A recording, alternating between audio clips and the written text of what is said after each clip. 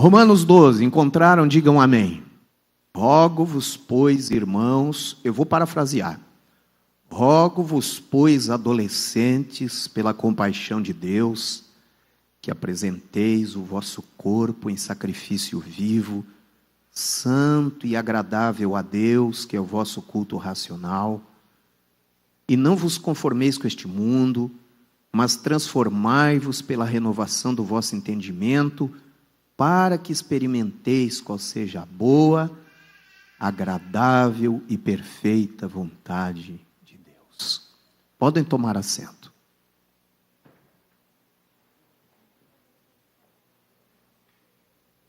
Uma busca pela felicidade é uma busca empreendida por todos os seres humanos.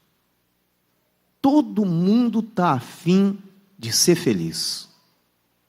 Todo mundo está afim de se realizar. A realização e a felicidade está presa a um fator só.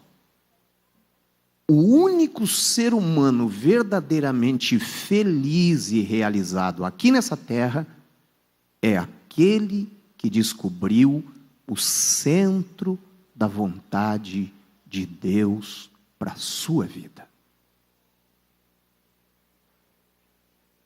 Às vezes, Deus se utiliza de um linguajar poético, às vezes ele compõe versos, às vezes ele lança a mão de figuras. Quando o assunto que ele quer transmitir para a gente tem mais importância do que os assuntos de sempre, ele procura, através do seu espírito, expressar um linguajar que atrai a atenção da gente para nós prestar atenção de o quão é importante é aquilo que esse Deus quer falar com a gente, que é o nosso Pai. Então vocês vão descobrir aqui que a expressão de Paulo diz que a vontade de Deus é uma coisa que não existe aqui na terra. Perfeição. Além de ser perfeita, é boa, é agradável, é uma coisa que a gente se sente extremamente feliz de viver. Vocês sabem que essa boa, perfeita e agradável vontade de Deus deve ser descoberta por cada um de nós, senão a gente não entende o significado de o porquê que a gente existe. A gente acaba pensando que só vivemos para viver como todos os outros seres humanos. Nascemos, crescemos, estudamos, nos formamos, casamos, viemos para a igreja, morremos, terminou. Eu quero que vocês entendam um negócio. Deus, quando chamou a gente, nos chamou com propósitos específicos. Deus não chamou ninguém de vocês que está aqui simplesmente para você ficar sentado no banco da igreja e pronto. Não. Existe um plano. Tem um negócio que Deus tem com a tua vida em particular. Ainda que Deus nos veja em coletividade, Ele também nos vê na nossa individualidade, de acordo com as nossas possibilidades, de acordo com os nossos talentos. Nós precisamos entender essas coisas. A vontade de Deus, ela precisa ser conhecida pela gente e obedecida para que a gente possa desfrutar de uma felicidade real. Do contrário, mesmo assentado nos bancos das igrejas, existem pessoas que são frustradas. Pessoas que não são felizes de verdade. A vontade de Deus precisa ser obedecida. Agora, por que é que as pessoas não conseguem entender a vontade de Deus para eles? Por quê? Porque a vontade de Deus não é para ser sabida. A vontade de Deus é para ser obedecida. Por que Deus revelaria a sua vontade para alguém que não está a fim de lhe obedecer? Por que Deus revelaria coisas melhores para alguém que não está a fim disso? Então, quando a gente tem desejo de fazer a vontade de Deus, Ele vai revelar para a gente. Aqui nessa terra, em várias áreas da vida da gente, é possível que a gente fique como uma peça enjambrada. Vocês sabem que eu estou pregando já há mais de 30 anos. E quando eu era bem mais jovem, eu fui pregar lá perto da Argentina. Nessa época, o dólar era muito maior que o nosso dinheiro, mais ou menos 5 por 1. Mais ou menos 5 por 1. E eu então fui, ganhei uma carta, e essa carta me fez entrar lá na Argentina para pregar, e num final de semana eu preguei lá, e ganhei uma porção de dólares de oferta, e quando eu vim, eu comprei o meu primeiro carro. Esse carro chamava-se Corcel 2. É altos carro. Corcel 2. Ele tinha uma cor de bolo estragado, ou uma cor de nada. Deixa eu mais ou menos explicar. Ele era mais ou menos cor de rosa desbotado. Era uma cor máscula. Era uma cor que representava a minha masculinidade. Entendeu? Rosa, desbotado. Era Corcel 2 LDO. E aí aquele carro, naquele tempo, ainda os carros tinham uma peça chamada carburador. Esse meu carro, quando eu tentava ligar ele para arrancar, ele era como se fosse um cavalo chucro. Porque você batia a chave, ele fazia... e ligava e saía andando. Aquilo me incomodava. Era vergonhoso. E aí eu levei para um mecânico, ele examinou tudo, não descobriu nada. Levei para um outro, examinou, não descobriu nada. Aí um dia eu levei para um homem que trabalhava com os carburadores. E os carros não eram eletrônicos nessa época. O carburador é aquela peça como se fosse um pulmão que alimenta o motor, por onde passa o combustível, e ele bombeava o combustível para o motor ter força. E eu então levei para um homem que trabalhava com carburadores, e ele sacou fora o carburador, desmontou, depois me chamou e disse: pastor, que na época nem era pastor, mas me chamou assim: pastor, esse carro tem um carburador que a base dele não é original. O dono anterior, de certo, botou aqui uma outra base que não era original, porque estragou esse carburador, botou uma base que não era original aqui. Então isso aqui é uma peça enjambrada. É por isso que o carro troteia desse jeito. E ele me disse outra coisa. Por causa que essa base não é original, não está no lugar certo dela, ele troteia, ele gasta mais combustível, ele anda menos e ele faz o motor sofrer. Ele disse: mas nós vamos resolver isso já. Eu vou botar aqui uma base original e vai ser a peça certa no lugar certo. Quando a pessoa não está fazendo a vontade de Deus aqui nessa vida, ela é como uma peça enjambrada, ela não se encaixa. Existem algumas áreas da vida da gente que a gente é obrigado a entender qual é a vontade de Deus, para a gente não dar uma bola fora e acabar estragando a nossa vida para sempre. Primeiro, Você deve parar para pensar o que é que Deus quer com você na sua vida profissional. Você precisa entender aonde é que flui o teu talento.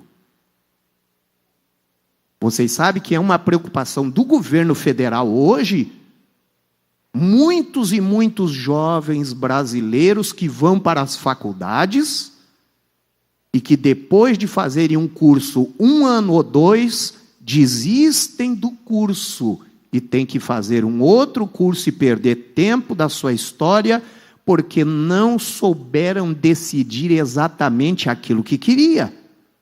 Foram pela onda. Foram por causa que queriam ganhar um dinheiro a mais. Não, essa profissão dá mais dinheiro, então vou entrar nela. Mas não é assim que funciona. Quando a gente está na nossa área profissional, aonde o nosso talento e a nossa capacidade flui de verdade, mesmo que seja aos olhos de outras pessoas uma profissão de menos renda, a qualidade que a gente desenvolve é tão grande que a gente acaba se tornando alguém totalmente especial. Se vocês lerem depois em casa Provérbios, capítulo 22, versículo 29, vocês vão descobrir que está escrito lá assim, ó: viste um homem perito na obra que executa?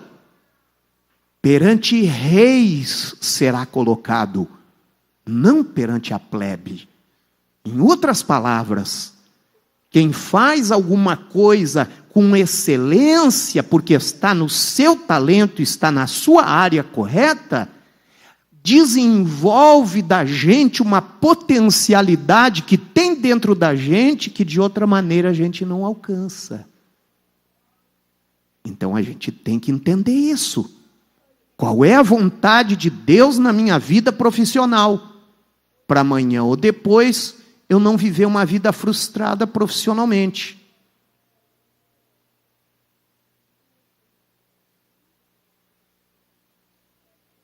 O que vocês acham? Vocês as duas ali que estão conversando, vocês as duas, o que vocês acham do que eu estou falando? Vocês as duas. Vocês acham que eu tenho razão ou não? Claro que sim, lógico. Claro. E aí, gente querida, olha só. Nós precisamos entender qual é a vontade de Deus dentro do corpo de Cristo.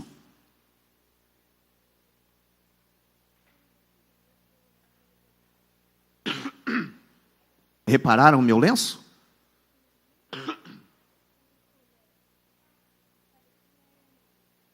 Dentro do corpo de Cristo, cada um de nós faz uma parte especial. Como é que é o teu nome? Teu? Vitória? Lindo. O teu nome é tão lindo quanto você é linda. Vitória, tem alguma coisa que Jesus tem para te fazer no corpo dele, que é a igreja, que só você pode fazer? Ninguém mais. Sabe, camarada, você do chapéu azul, tem uma coisa que Jesus te chamou para fazer, camarada, que só você pode. Ninguém pode fazer no teu lugar. Quando a Bíblia fala que a gente é o corpo de Cristo, significa que cada um de nós é uma parte do seu organismo. A igreja não é uma organização, a igreja é um organismo. De maneira que cada um de nós tem uma parte para fazer. Não seja uma peça enjambrada. Seja uma peça no lugar certo. Tem alguns de vocês que são chamados para cantar. Tem outros de vocês que são chamados para pregar. Tem outros de vocês que são chamados para dar palestras. Tem outros de vocês que são chamados para serem ensinadores, ensinadoras. Entenda que Deus tem um projeto lindo na sua vida e que esse projeto é o único projeto que vai te trazer felicidade real. Nada mais. Aleluia. Você entende? Jesus é a autorizada. É só Ele que sabe. E as coisas que Ele acaba fazendo e querendo que a gente faça, é melhor do que aquilo que a gente mesmo quer. A vontade da gente é limitada, porque a gente às vezes só vê aquilo que está diante dos nossos olhos, mas não vê o do amanhã, não vê o depois, não vê aquilo que envolve. Então, servir a Jesus é viver confiando naquilo que Ele quer. Desistir do nosso querer para fazer o que Ele quer é se tornar feliz. Não fica com medo disso. Não precisa ter medo disso. Isso é legal. Entregar a vida para Ele, confiar nele, e Ele tem uma coisa linda para fazer na nossa vida. Aleluia. Agora, eu dei uma pincelada numa coisa aqui, dei uma pincelada acolá, mas quero falar uma coisa bem mais direta com vocês. A gente tem que entender a vontade de Deus para o nosso casamento. Porque se a gente errar aqui, a Deus não tem como consertar sem feridas. Não tem. O passo mais importante que um ser humano dá é em direção aos braços do Senhor seu Deus. O segundo passo mais importante que um ser humano dá em direção aos braços do seu cônjuge. E isso é extremamente sério. Gente querida, deixa eu dizer um negócio para vocês. Você, nome? Maiara? Maiara. Estou tomando você como base para falar com todos. Deus tem alguém preparado só para ti. Para mais ninguém.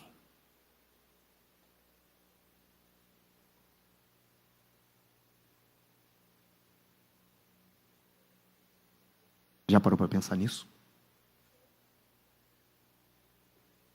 Essa pessoa que Deus preparou está aí. Às vezes está do nosso lado e a gente não sabe. Às vezes está longe, às vezes perto. Mas a gente precisa descobrir qual é a vontade de Deus na hora certa.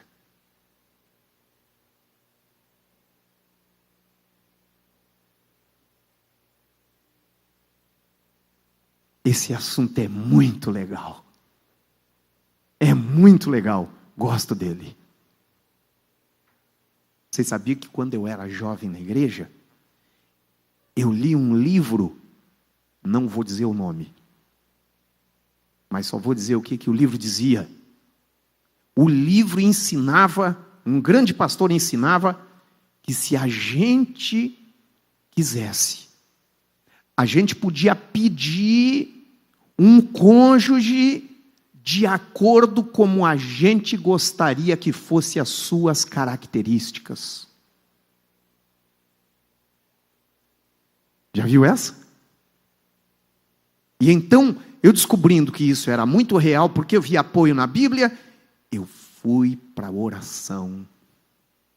Dobrei os meus joelhos e pedi: Senhor Deus, eu quero que o Senhor me dê a minha esposa. E cara, eu disse, olha só, eu disse, as características são as seguintes: morena, baixinha, bonita, mais crente que eu e cheia do Espírito Santo. Foi o que eu pedi. Foi o que eu pedi.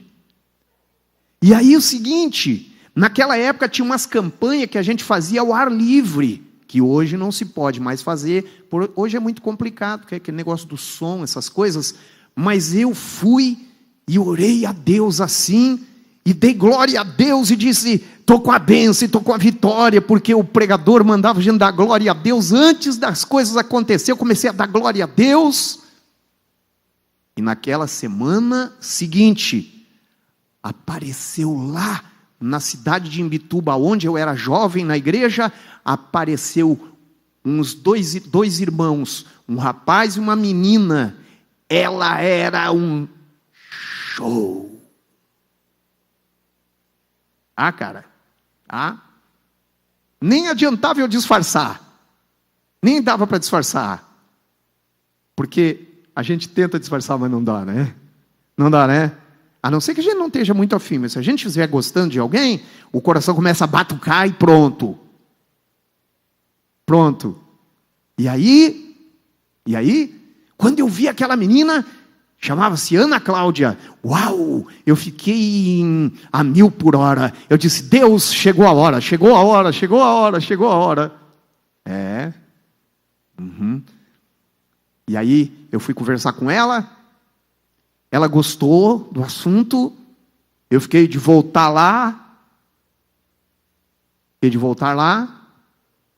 daí depois, 20 ou 30 dias depois, eles vieram fazer outra campanha, e eu me meti no meio deles, orando a noite toda junto com eles e tudo mais, e eu era para orar mesmo, gostava de orar, sempre gostei.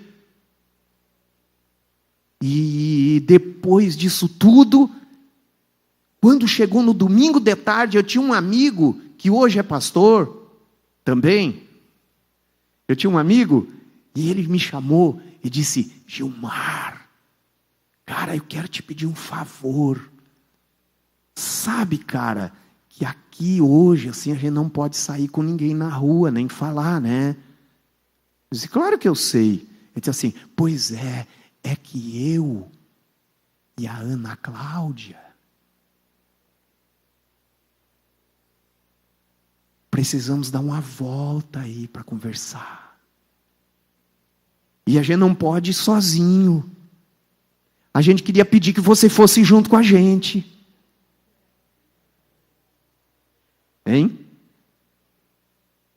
E ele disse assim, mas olha, a minha irmã também está ali.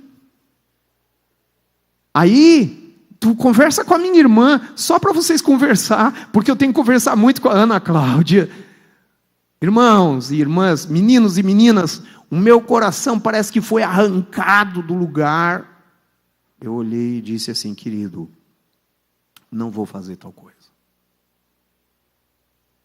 Façam como vocês quiserem, mas eu não vou fazer tal coisa. E eu fui para minha casa, dobrei os meus joelhos e disse, Senhor Deus, nunca mais eu farei tal coisa. Ficarei esperando. Se tu mandares, eu terei alguém. Se não mandares, eu nunca mais irei à procura de ninguém para não sofrer de novo. Notaram? Fiquei na presença de Deus. E vocês sabem de uma outra coisa? Eu saí de um culto de domingo, estava cheio do Espírito Santo, e na outra esquina tinha uma churrascaria onde eles entregavam o prêmio para todos os surfistas de alto nível, porque a cidade de Imbituba é a praia melhor de surf da nação brasileira. E eu passei, e encostada naquela grade estava a surfista top da cidade. Ela já tinha ganhado o 5º ano. Não era longboard, não. Sabe o que é longboard? Longboard é aquela prancha grandona que qualquer um... Não, é a curtinha de 1x6, que você tem que ser fera para subir e ficar em cima dela, e tem que descer onda. Essa menina estava ganhando a 5ª medalha. E quando eu passei, ela estava encostada para ganhar a sua medalha novamente, estava encostada na grade, e o Espírito de Deus me disse: vá até ela e fale do amor de Deus. Eu entrei no meio daquela galera toda do surf, e cheguei para ela e perguntei: e daí, Gorete, como está? E ela falou assim: mais ou menos. Eu perguntei assim: e Jesus? Ela disse: mais ou menos. E então naquele momento eu estava tão cheio do Espírito Santo que eu disse: Gorete, a Bíblia Sagrada diz mais ou menos. Céu ou inferno? Deus ou o diabo? Luz ou trevas? Pecado ou santidade? É você que escolhe. E fui embora. Essa moça não pôde mais ficar aí. Ela chamou a irmã gêmea e disse: aquele crente, o Gilmar, passou aqui e me disse umas palavras. Eu não vou mais ficar aqui. Eu vou para casa. Ela ficou perturbada. A mana disse: mas você tem que receber a medalha. Ela disse: recebe a medalha por mim, porque eu não posso mais ficar aqui. E chamou o táxi, desceu para casa e não conseguiu dormir toda a noite. Porque aparecia o crente Gilmar apontando para ela e dizendo: você tem que escolher o céu ou o inferno. Veio a segunda, veio a terça, e essa menina foi lá na igreja. Era culto de doutrina. Não era como hoje, pessoas de que não eram membros da igreja não podiam entrar. Ela fez força para entrar, disse que tinha que entrar, entrou. O pastor doutrinou. Quando ele ia encerrando o culto, ela levantou a mão. O falecido pastor Valmor Leonel Batista era nosso pai na fé. Ela levantou a mão e disse: pastor, não despeça o culto, porque eu quero entregar minha vida para Jesus, eu quero ficar crente. Hein? E ficou crente. E passou-se um mês. E eu fui na loja onde essa moça trabalhava comprar um tecido para fazer uma calça nova para ir para os Gideões de Camboriú. E cheguei na loja e eu vi ela lá e disse: ô Gorete, vem cá, como é que tá? Tudo bem? Ela olhou para mim e disse assim: como é que tá? Não, a paz do Senhor. Eu sou lavada e redimida no sangue de Jesus agora eu sou crente. Eu disse: Gorete, que legal, menina, que coisa linda. E já perguntei para ela: tu sabe o que é os Gideões? Tu sabe onde é que é? Ela disse: não. Eu disse: é uma grande festa de crentes de missão lá em Camboriú, e é agora, daqui a 15 dias, e eu vou nessa festa, vamos junto. Ela disse: vou. Mas a gente não podia ir sozinho, então convidamos a Mary, que hoje é a secretária da reitora da UDESC em Florianópolis. Compramos as passagens para o dia, Maiara.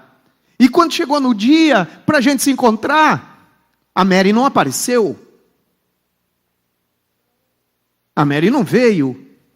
A gente ficou sozinho na rodoviária, mas não podia subir no ônibus de jeito nenhum, sozinhos. E quando o ônibus veio para ir para Camboriú, ele veio cheio de crente de Tubarão, de Criciúma, de Laguna. Era só menino e menina crente indo para Camboriú. Aí a gente olhou e disse assim: é tudo crente, vamos para o ônibus. E a gente subiu. E aqui eu vou encerrar. E lá, quando passamos em Itapema, nós vimos uma figueira gêmea, que é duas árvores que nascem uma ao lado da outra e se entrelaçam os galhos em cima. E aí, vitória. E aí, camarada. Eu quando vi aquelas árvores, eu disse para ela: olha lá, Gorete, olha lá que árvore legal, olha lá que árvore legal. E ela ficou olhando assim: poxa, que lindo. Ela ficou olhando.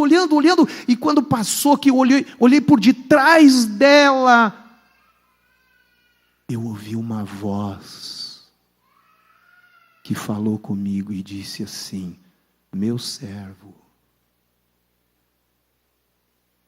uma daquelas árvores lá é você. A outra daquelas árvores lá é essa jovem que está ao teu lado. E então eu olhei por trás dela e aquela voz dizia: confere. E eu fui analisando sem ela saber. Morena,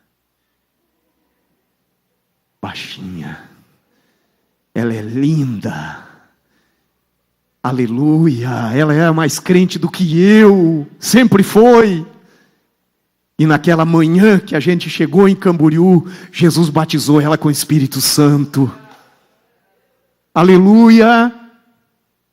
Vocês acham que eu tive que conquistar ela? Vocês acham que eu precisei bater papo para conquistar ela e encontrar uma poesia para dizer para ela? Não. Eu só disse para ela isso: Gorete, o Senhor Jesus tem uma obra na nossa vida, nós dois juntos. Sabe o que ela disse? Ela disse: antes que você me dissesse isso, eu já tinha entendido isso no meu coração. Hoje, já se passaram quase 30 anos. Mas deu certo. Deu certo. Vocês sabem que ela morou, a princípio, sabe aonde? Num galpão de guardar farinha. Porque eu não tinha lugar nenhum para colocá-la. Eu era extremamente pobre. Ela morou em galpão de guardar farinha. Ela morou em garagem. Ela morou em beco. Lugares em que a gente, para tapar do inverno, eu tinha que fazer bolo de jornal desse tamanho para tapar o buraco. Mas depois a gente foi para a missão. Depois eu comecei a pregar. Jesus me levou para os lugares mais distantes e os melhores lugares para pregar. Nunca voltamos para trás. E até hoje, aleluia, ela é a mulher da minha vida. E eu estou muito afim dela todos os dias. Hein? Ela nunca dorme sem eu fazer nela uma massagem. Depois de quase 30 anos. Nunca dormiu. Nem uma noite. Todas as noites. Porque o amor de Deus está em nós. Não te apressa. Não faz força desnecessária. Não é assim que funciona. Tem um Deus aqui que é soberano, que tem um plano na tua vida, que sabe o que é melhor para ti. Que tem alguém lindo, que vai te satisfazer, que vai te fazer feliz de verdade, sem essa conversa mole desse mundo podre aí, que diz que você tem que ser um objeto de liquidação da loja da rua 15 de novembro, no qual você fica em liquidação e diz: vem cá que eu fico aqui, eu fico ali, eu fico acolá, e conversa encerrada. Você não é objeto de loja de liquidação. Você é uma menina santa e preparada por Deus para ser feliz. Você é um rapaz para ser um homem honrado e não ser um pé rapado e chatão desses abobados que tem aí fora, que não passam de uns trouxa. São só uns trouxinha. São só uns babaquinha.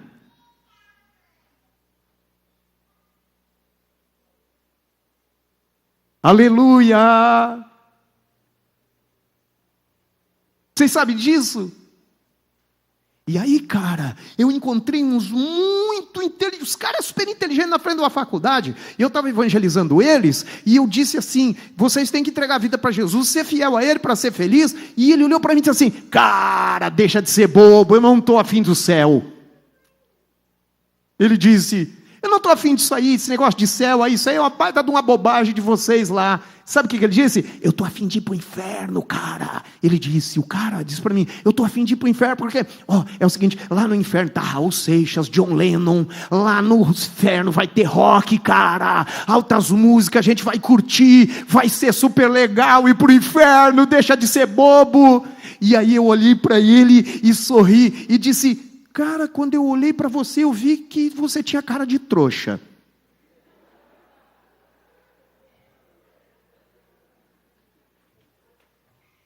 Mas eu me enganei, eu disse, eu me enganei. Tu é extremamente inteligente, cara. Tu não é trouxa, tu é inteligente.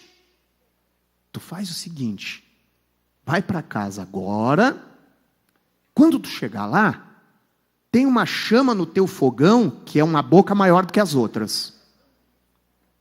Acende aquela chama, bota na parte mais alta, bota essa linda mãozinha que vai tocar rock, bota lá, e veja quanto tempo tu aguenta sem gritar.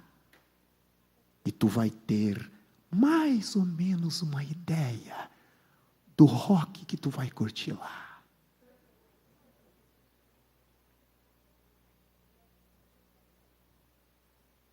O nosso lugar é com Jesus. O nosso lugar é com Ele. Porque com Ele a gente pode ser feliz de verdade. Quem é de vocês que crê nisso de verdade? Que Jesus pode fazer a gente feliz de verdade? Levanta a mão aí. Agora experimenta dizer um glória a Deus. Aleluia, aleluia, aleluia, aleluia, aleluia, aleluia. Hoje, Deus vai dizer para vocês, meus filhos e minhas filhas queridas, existe uma felicidade verdadeira para quem é fiel, para quem nega a si mesmo, para quem nega o que o mundo diz que é bonito, mas que aceita aquilo que Jesus diz que é bonito. Você pode ser feliz para sempre. Quem gostaria que isso acontecesse com a sua vida, diga glória a Deus. Então fique em pé agora e abrace quem estiver ao seu lado e diga para esse alguém: a vontade de Jesus vai nos levar à felicidade verdadeira. Vai, dá um abraço nele aí, dá um abraço, vamos dar um abraço nele aí, aleluia, glória a Deus. Vamos cantar juntos, vamos cantar juntos, vamos cantar juntos, vamos cantar, aleluia, aleluia, aleluia, aleluia. Bendito é o nome de... passou um pouquinho o horário aqui, meus amados. Glória a Deus. Agora, eu vou pedir um negócio para vocês. Essa música que nós vamos cantar aqui, nós vamos cantar junto. Então, vem do banco, vem, cara, vem para cá, vem todo mundo para cá, vem cá pertinho. Vamos ficar junto aqui. Vamos ficar junto aqui, todo mundo abraçado. Glória a Deus. Glória a Deus, glória a Deus, glória a Deus, glória a Deus, glória a Deus. Ele me enrolou, né? Eu vi, cara. Aleluia. Glória a Deus. Fiquem todos abraçados. Aleluia.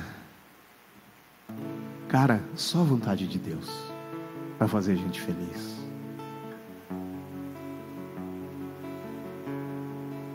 Deixa eu contar uma coisa para vocês. Você é a Sabrina, e você? Sabrina e João, vocês os dois. Quando eu era jovem, lá na igreja de Imbituba, ainda não era casado nessa época, nós tínhamos um menino chamado Sérgio, que era o mais fervoroso de toda a juventude. Ele era tão fervoroso, e quando a gente chegava na esquina que antecedia a igreja, nós ouvíamos o gemido dele, as lágrimas, as línguas estranhas e o clamor dele a Deus. Um dia, veio uma moça na igreja. Ela não era uma pessoa que estava com vontade de Jesus, não. Ela era bonita sim, mas só por fora. E então, eles saíram abraçados depois de um mês. E o Sérgio saiu por aquela porta. E nunca mais voltou. Depois de muitos anos eu o encontrei. Ele era gerente de uma loja, uma cadeia de lojas. E eu disse: Sérgio! Ele olhou e disse: oh, meu irmão. E então a gente se abraçou. E naquele abraço, ele me disse tudo. Quando eu perguntei para ele, eu já sabia no abraço dele. E aí, Sérgio, cadê a felicidade, cara? E ele foi logo dizendo: fui enganado. Me enganei.